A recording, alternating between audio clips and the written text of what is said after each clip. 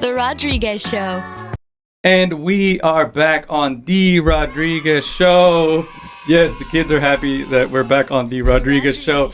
But they are also happy because we have our special guest here, our second special guest for the episode. Guys that listen, this is Mario, Peter, and Adrian. How are you guys? Yeah, good, man. Grateful to be on. Yeah. Thank you for being here. We're excited.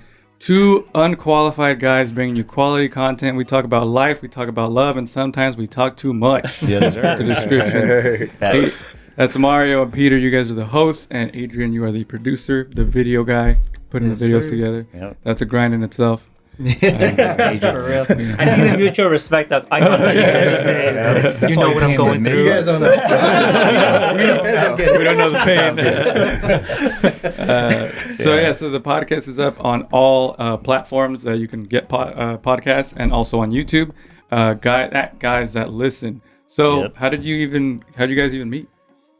Damn, we're actually all friends. I've known Mario since we were in middle school, high school. I met him when I was like 16 or 17. Yeah. He was like my friend's like older bad brother, and we all knew. Don't badmouth me, bro. He was the DJ. Hey, let's talk to him. Come on. And me and Adrian met through partying, basically. Nice. That's how I mean, like DJ stuff. Yeah. That's how I mean, like 90% of people I know. Yeah, it's true. That's a good mix. Yeah. That's a good mix. We get along really well, so we knew, you know what I mean? Like, if we could do the DJ stuff, we could definitely do the podcast. Yeah. We're like, let's try to get our life together. Yeah. Let's try to get our life together. You know? That's funny. Even then, we still infuse some of the DJ stuff in, because we're like, we'll always bring a couple drinks. Best of both play some games. Yeah, it's fun. You gotta it's have a good time. Yeah, it's super fun. We drink during this too. Oh, Yeah, it's tight. It's good times. I mean, one day we did like a 10-hour session. That was brutal. 10-hour sessions recording? Yeah. Oh my God. I think by the second guest, they're like, Peter, you're kind of slurring a little bit. He was so slow. And I was like, this is not going to go. I was telling him like, hey, I think you're good. Like, so he's like, no, I'm good. I'm like, Adrian's like, nah, Peter, you're good. He's like, oh, okay, guys. I cut myself off. That's funny. So the episodes start dropping this year, but I saw that you've been talking or posting about this since 2018. So what's the story of the journey to getting to the podcast? Okay, so originally, me and Peter, we were in Korea, and we were drunk in the back of a Uber, and he's telling me, hey man, because we always have these like really good conversations that tend to be like, it goes deep, it goes funny, raunchy, a little bit of everything. It's like just a really, really good conversation. We've always had these good conversations. He told me about this idea that he had. He's like, I want to make this podcast kind of inspired by like the stuff we grew up listening to, like Loveline, where it's like you talk about love, you talk about relationships, life, everything. It's like, and I want to call it Guys That Listen. And that was like our origin story. Drunk in an Uber in Korea, and just telling me this idea. He's like, man, I think we could do it. Like, I think people will like it. And I'm like, yeah, let's do it. Dang. So, and how long ago was that? That was 2017. 2017. Yeah, it was 2017. Yeah. So, I mean, the idea started in 2016. I didn't know what to do with it for a while, because it wasn't supposed to be a podcast at first. It was just supposed to be like a radio show. During that time, we didn't talk too much about podcasts already. Yeah. And then, I was like, I actually tried to find a couple other like partners, and it didn't work out. And, me and Mario talked, and it just flowed really well. And he's been a friend for a long time. So I was like, okay, this works out. And then we started kind of like a couple of posts about it. We would go on like every other day, no real game plan, and then we'd go on the like live, or we'd have questions and people would just send the questions and we'd just answer. But finally I was like, dude, we should just make a podcast. Yeah. And then 2020 happened, so we kind of stopped it for a little bit.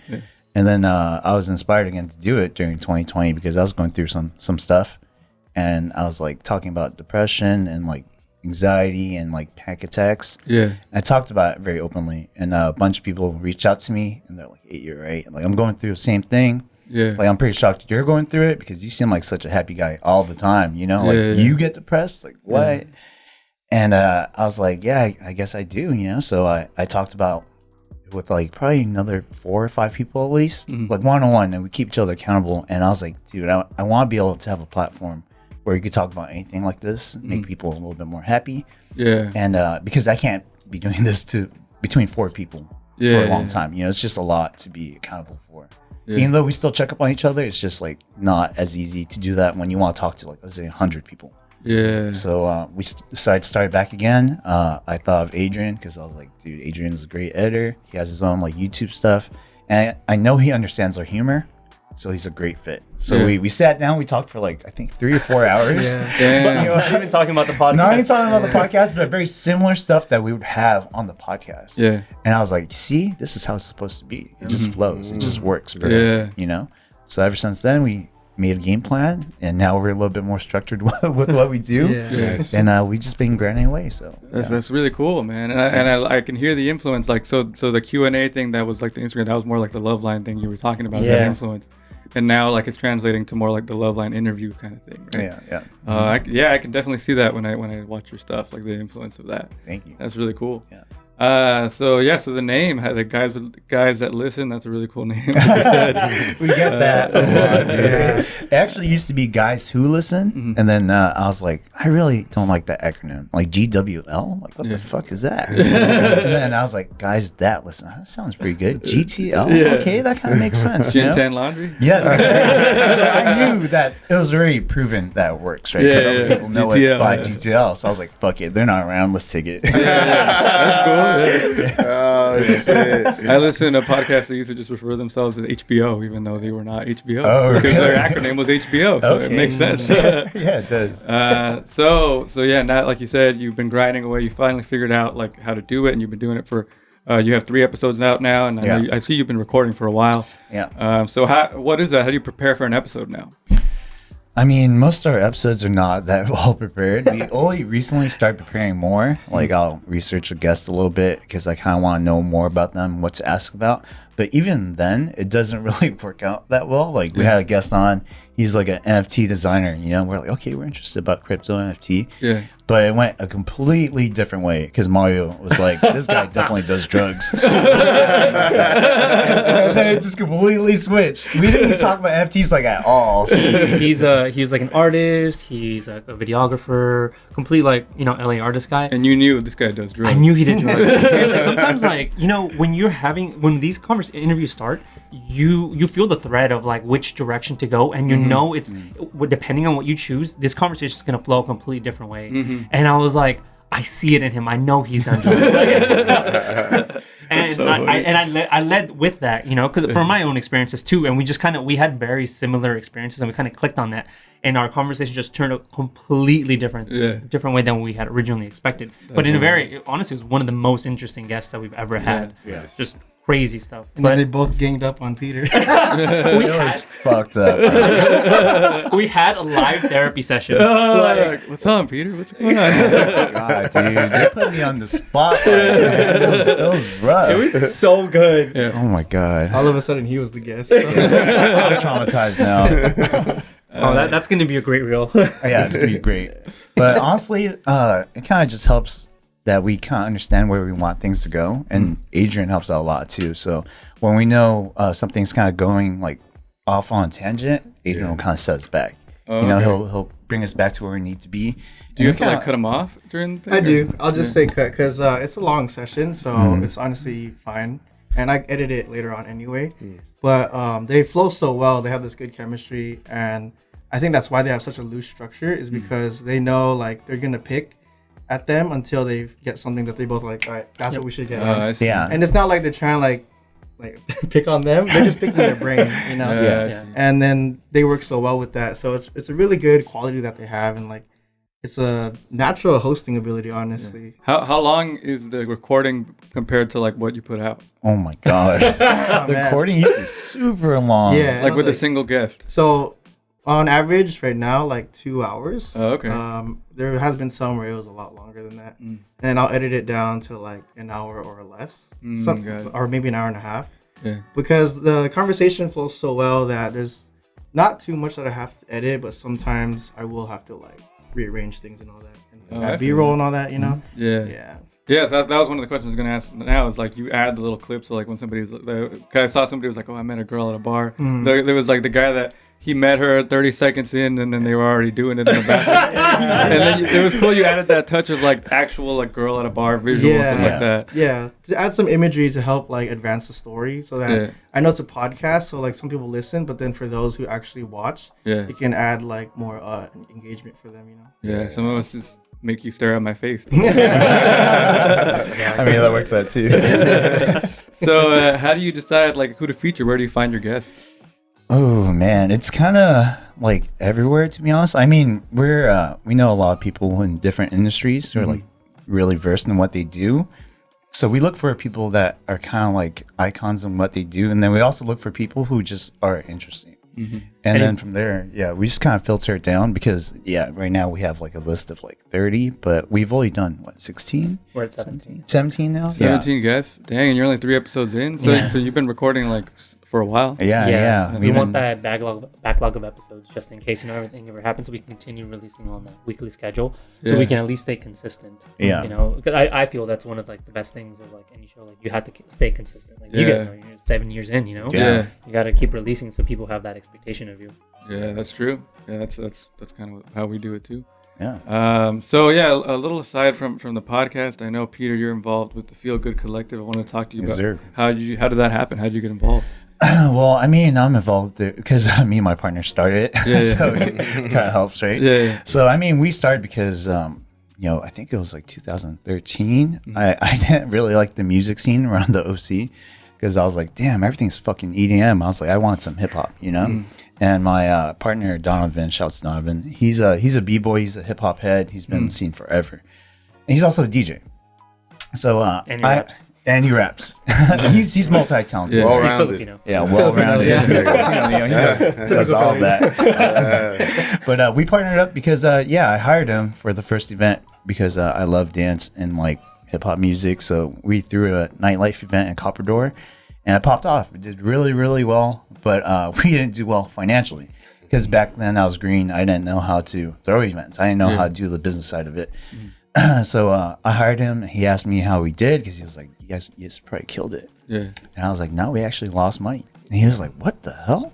He was like, I've been throwing events forever. Like, I like the way you do biz. Like, let's work together and see what we could do. Yeah. So then we started the Feel Good Collective because we want to change the scene, invite some like fresh DJs and some talent, and just kind of bring the scene back to the hip hop roots instead of focusing on EDM. So that's how we started. That's dope. Yeah, I've been to a couple Marvin's rooms. They're great. Oh, nice, dude. Yeah, that's just like our favorite event. Yeah, everyone loves Marvin's. Don't steal the heads, please. Don't steal the heads. Yeah, don't steal the heads. The Drake heads. Yeah, they're expensive, bro. Like $45 a pop. Oh, God.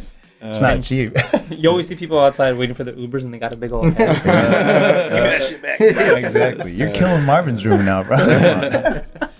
So Mario, how do you feel about the music scene out here? I know you've been being a public person out in the events. I mean, I've known Peter since way back, so I grew up with like the whole Feel Good everything. So I love the scene that they were making. I love the hip hop. I mean, all my friends who are in Santa Ana, they all make good music, all the hip hop. For me, I love it. Yeah, it's great, man. Yeah, so we try to feature as much artists from Orange County as we can. And yeah, definitely. I see you guys doing your thing for sure. Yeah. Some of them have actually been our guests. Like Innovator, I think. Yeah, one of your guests. Got Eric too, and Daniel, Ali. We're gonna get Apollo Bebop on there too. Rocky. Yeah. Super dope. Super dope. Yeah, Rocky's episode. He has a lot of stories. Oh, I